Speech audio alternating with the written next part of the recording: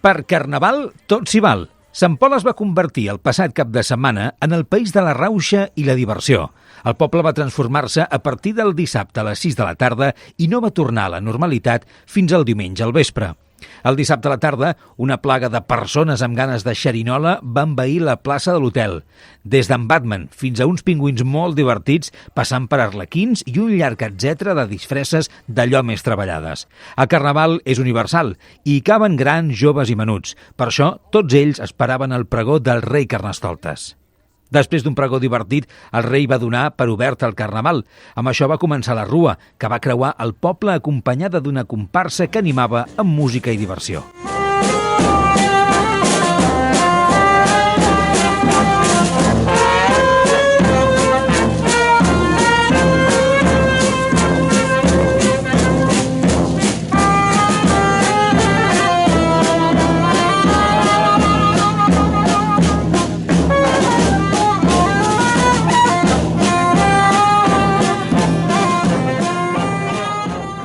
I a la nit tocava reconèixer aquells que més havien treballat les disfresses. A l'embalat del Parc del Litoral es va fer l'entrega de premis.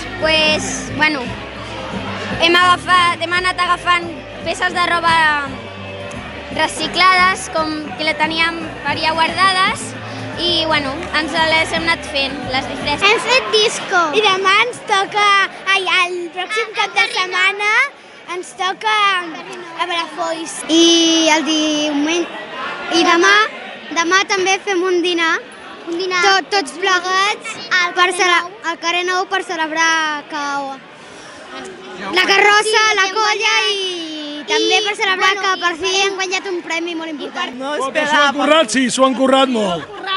Cada any ens disfressem, però és el primer any que hi ha concurs i no ens ho pensàvem, però estem supercontents. Es nota que treballem TV3, M'han acabat la bodega de vi i la bodega de cava. En Caballero, que és el seu marit, ens feia de la intendència. Ens portava les olives, els pinxitos, el vi, i nosaltres, vinga a cosir. El carnaval, però, no en té prou amb una tarda. Després de diferents activitats del dissabte, diumenge tocava acomiadar la festivitat amb el poble unit. El diumenge al migdia, Sant Pol es va reunir al carrer Nou per compartir un dinar popular.